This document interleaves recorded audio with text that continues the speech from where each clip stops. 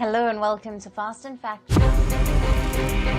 From impeachments to inaugurations, if it's a political story, we are on the scene. If it's breaking news, we're live with the latest coverage. From the White House, the State Department, and Capitol Hill, we know the issues, but above all, we know the players to bring you the latest in-depth analysis on all the key stories that we're covering.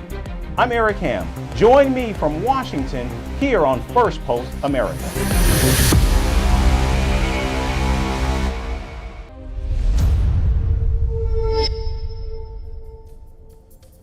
Hello, everyone, and welcome to another episode of Firstpost America. We're live in Washington, D.C., with all the latest maneuvers being made on both sides of Pennsylvania Avenue as the Trump era prepares for its return. We'll get to all of that in a moment, but first, a look at the latest headlines.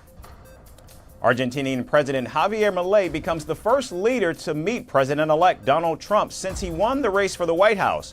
Joined by Elon Musk, Milei met Donald Trump in West Palm Beach, Florida. Taiwan's President Lai Ching-te plans to visit the American territories of Hawaii and Guam on his 12-nation tour to the Pacific in the coming weeks. China, however, says it strongly opposes the Taiwanese leader's visit to any U.S. regions. Thousands of residents flee Haiti's capital Port-au-Prince after armed gangs take over neighborhoods which were once controlled by police. Local media reports say Haitian police now control just 5% of the neighborhoods in Port-au-Prince. A fire at a retirement home kills at least 10 in northern Spain. First responders say many elderly are being treated for burns and smoke inhalation as authorities launch an investigation into the tragedy. And Sweden becomes the first country to apply for trademarking its name. This as several places in the world are called Sweden, including in American states of Maine, Missouri, and South Carolina. The European nation says trademarking the name Sweden will protect its identity.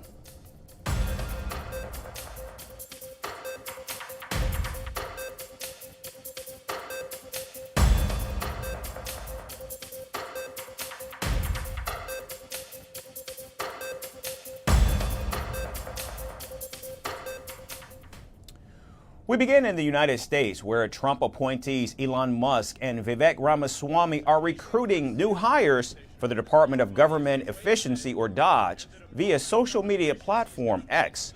The department said it's looking for high IQ revolutionaries who are willing to work 80 hours a week. Meanwhile, Musk, in a separate post, said the work will be tedious and employees will make a lot of enemies at zero pay. Now, DOGE has requested interested candidates to submit their resumes through direct messages on X. However, the catch is that only X users who have verified accounts, which comes with an $84 annual price tag, can send their applications. According to the department, Musk and Ramaswamy will review the top 1% of the applicants themselves. Now, it's unclear how and on what basis the candidates will actually be ranked. What also is unclear, given that Congress and not the presidency controls the powers of the purse, any recommendations requiring massive cost cutting will have to be included in legislation passed by lawmakers. Now, of course, that just got a whole lot easier with Republicans controlling both chambers, but with a very slim majority in the House of Representatives and Mitch McConnell's, not Trump's, hand-picked successor serving as majority leader in the Senate. Musk and Ramaswamy's work could prove more challenging than expected. The Tesla CEO proposed to cut $2 trillion of government spending under the Trump administration, a plan that observers say is almost impossible. All right, I've only got one question for you, and then I'm getting out of here because this is your stage. But we set up DOGE. Yes. How much do you think we can rip out of this wasted $6.5 trillion Harris-Biden budget? Well, I think we can do at least $2 trillion. Yeah! Yes. $2 trillion. I mean, at the end of the day, you're being taxed. You're being taxed. All government spending is taxation. So whether it's direct taxation or government spending, it either becomes inflation or it's direct taxation. Your money is being wasted, and the Department of Government Efficiency is going to fix that. Now, Donald Trump believes Musk is a great cost cutter and could save the government a huge chunk of money. But what I like about Elon, Elon's a great cost cutter, and Elon thinks he can cut the costs of our government by $2 trillion. Think of it. That's the entire deficit, because it's now at a level. By the way, we have the biggest deficit we've ever had under this stupid group of people. But he thinks he can cut $2 trillion without affecting anybody, just through, and I think he can do that. I do. I believe that. Now, earlier this week, the president-elect said Musk and Ramaswamy's new department will not be a federal agency. In fact, it will instead work outside government and help Donald Trump without much scrutiny from Congress. Now it remains to be seen if Donald Trump's bet on the two entrepreneurs will actually succeed in cutting wasteful government spending, or will this still murky endeavor end up being a failed operation? And staying with President-elect Donald Trump's incoming administration, the incoming commander-in-chief has picked former presidential candidate Robert F. Kennedy Jr. to lead the Department of Health and Human Services. In a social media post, Donald Trump said that Americans have been crushed by deception and misinformation when it comes to public health, and RFK will work to make America healthy once again. Ironically, the 70-year-old has a history of spreading conspiracy theories about the safety and efficacy of vaccines, which scientists say are false. RFK launched his presidential bid last year, first as a Democrat against President Joe Biden and later as an independent. During his campaign, he proposed policies to promote holistic medicines, overhaul food safety and environmental guidelines, and restructure funding for vaccine research. He also touted the effectiveness of raw milk and anti-parasitic drugs that has been disproved as a cure for COVID. Now, to be clear, the ex-presidential nominee has clarified that he will not be taking anyone's vaccine away. I'm going to require, and first of all, anybody who wants to take a vaccine, I'm not going to get in their way. If you want a vaccine, or if you want to vaccinate your children, those vaccines will be available. But I am going to tell the truth to Americans, and I'm going to do for the first time good science, right? When I was a kid, there were 3 vaccines, and I took all 3. There were 3 that were mandatory, that were recommended, which essentially means mandatory, and I was compliant. Now in August, RFK Jr. later ended his election bid and endorsed Donald Trump, reportedly in exchange for a position in his administration. Don't you want a president who's going to protect our children? And who's going to protect women's sports? And who's going to stop dividing this country along racial lines? And don't you want a president who's going to end the corruption at the federal agencies, at FDA, at NIH, at CDC, and at the CIA? Now, after his victory over Vice President Kamala Harris, the president-elect teased that RFK would, in fact, oversee the public health portfolio. Robert F. Kennedy Jr., he came in. And he's going to help make America healthy again.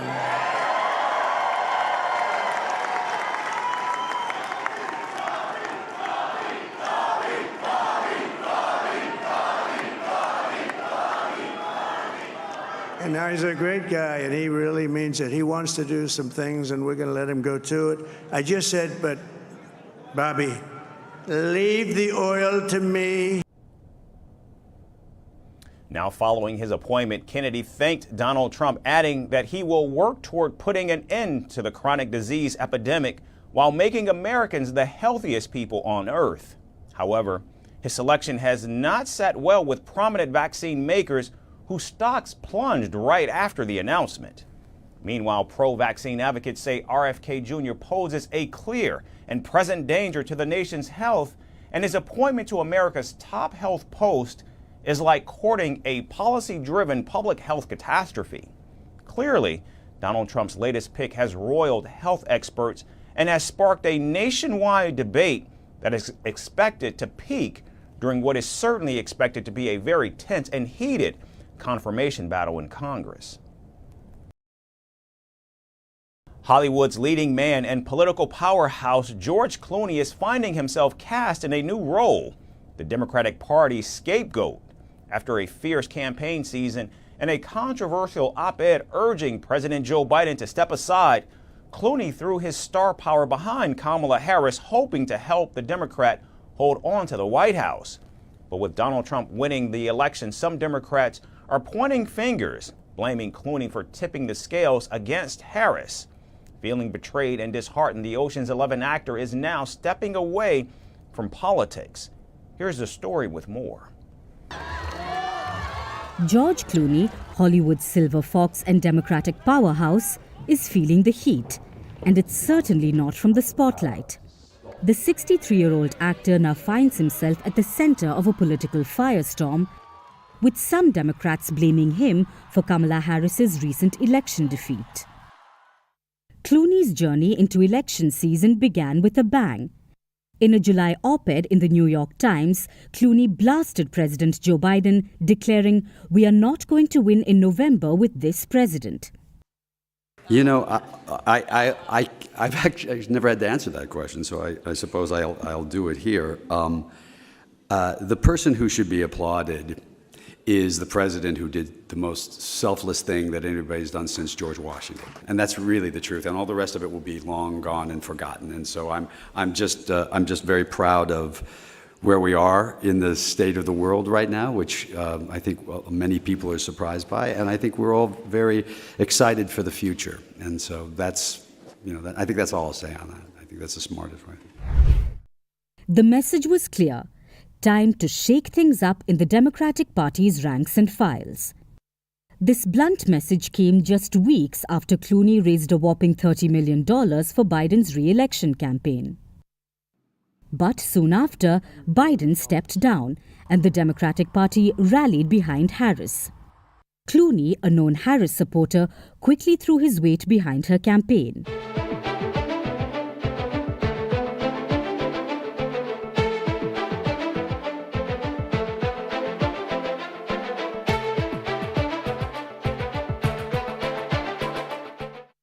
Clooney's powerful words, "Think about how it will impact the people you care about the most," struck a chord with voters, hoping it might tip the scales.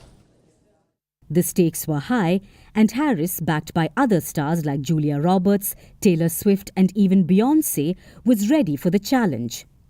But Trump made a stunning comeback, capturing 312 electoral votes and secured a return to the White House. Now, since Trump's sweeping victory, the backlash has hit Clooney hard. Some Democrats, eager for answers, have found a convenient target in the actor. Sources close to him say he's feeling disheartened and like a scapegoat. Clooney now believes that the party should have considered their options more carefully before zeroing in on Harris. Social media, too, exploded with reactions. The political group Alt Noah, whose tweet now stands removed, went as far as to tweet, "Someone bring me George Clooney, we need to have a talk." Journalist Joshua Hartley also shared Clooney's op-ed with a sarcastic, "Thank you, George Clooney," while another user joked that Trump should thank Hollywood stars for their support. Clooney has invested years of loyalty, time and money into the Democratic Party. But now he's decided to step back. With his love for the party undimmed and his heart heavy, the Oscar-winning star seems ready to take a break from politics, at least for now. And now moving to Europe, Greece is in talks with Israel to purchase an air defense system similar to that of Israel's Iron Dome system. Athens is willing to dish out more than $2.5 billion to safeguard its skies. Greece says Israel's Iron Dome system has shown operational effectiveness by intercepting thousands of rockets and missiles fired by Hamas and Hezbollah into Israel since October of last year.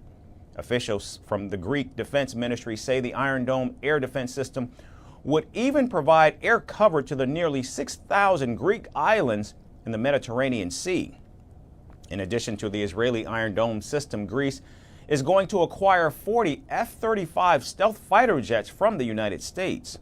Athens intends on spending more than $15 billion by the year 2035 to boost its military capabilities, as tensions with NATO rival Turkey persist. Despite being NATO members, Athens and Ankara have a rocky relationship over Cyprus, as well as ongoing territorial disputes over almost 2,000 islands. Our positions regarding the range of the discussion differ. Our position being that there is only one issue the two countries need to discuss. However, invested in an honest effort to make progress through dialogue, we will discuss this matter in a meeting in the near future. It is a fact that we have differences in views on the Aegean. We were discussing these in the exploratory talks too in the past. We need to act realistically and make correct diagnoses about our problems. There are many issues linked to each other in the Aegean that we need to work on and seek solutions for. We cannot reduce them all solely to the issues of maritime delimitation or exclusive economic zones. Now, both Turkey and Greece have reached out to the United States to mediate the conflict between the two NATO allies. However, at the same time, both Athens and Ankara are buying American-made weapons. Turkey is buying 40 F-16 fighter jets to match the Greek order of F-35s. However, Greece is also buying artillery ammo, small weapons, and attack drones from the United States. In fact, the Greek Prime Minister was one of the first European leaders to congratulate President-elect Donald Trump after the election. I want to start by congratulating President Trump on his emphatic victory, confident that Greek-American relations will continue to be strong and productive. Their character, after all, as I have said many times, is strategic and their context is national and not party-specific. I expect, therefore, an even closer cooperation between both governments, but also the two peoples. I remind you that the cooperation between Athens and Washington has been perfect also during the new president's first term.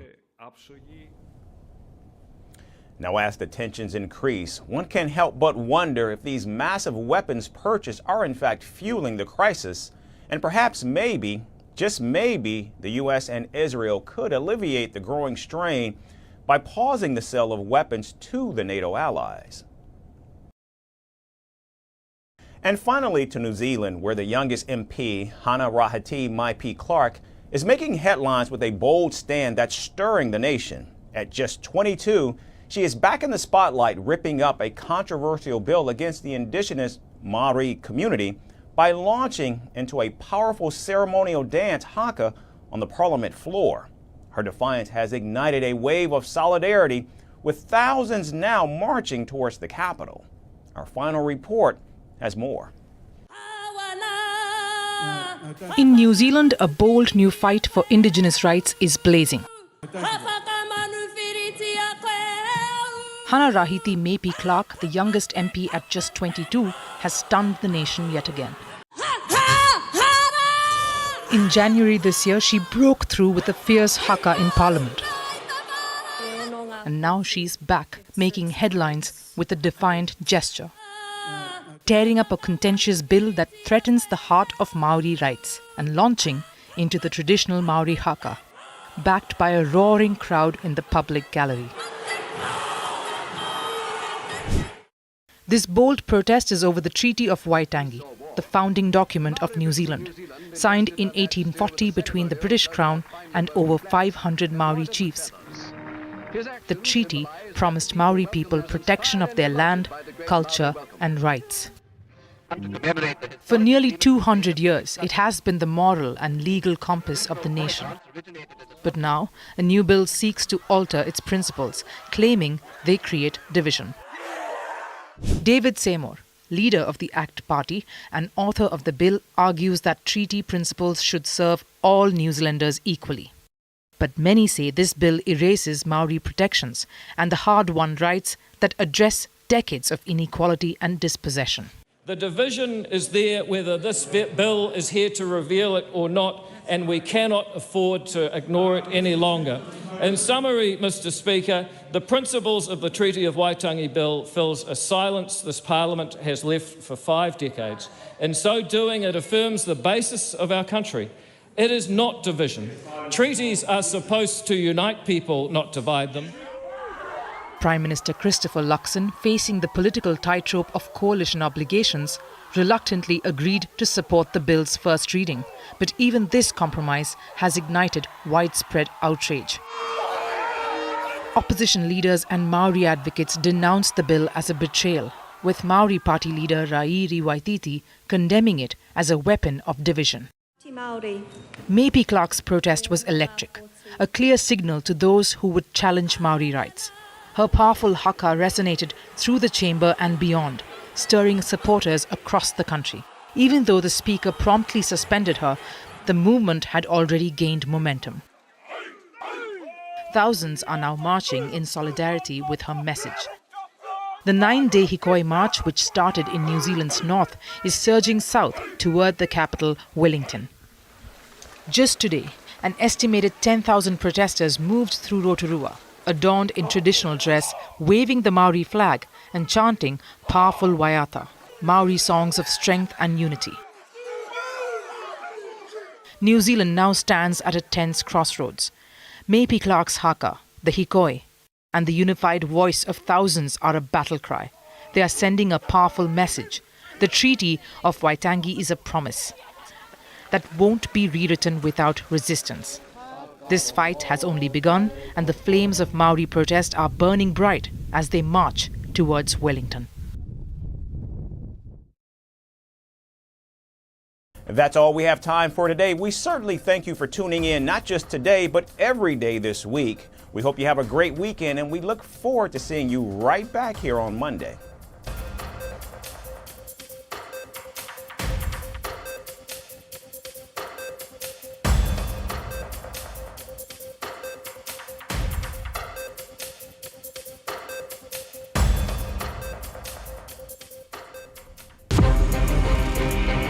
From impeachments to inaugurations, if it's a political story, we are on the scene. If it's breaking news, we're live with the latest coverage. From the White House, the State Department, and Capitol Hill,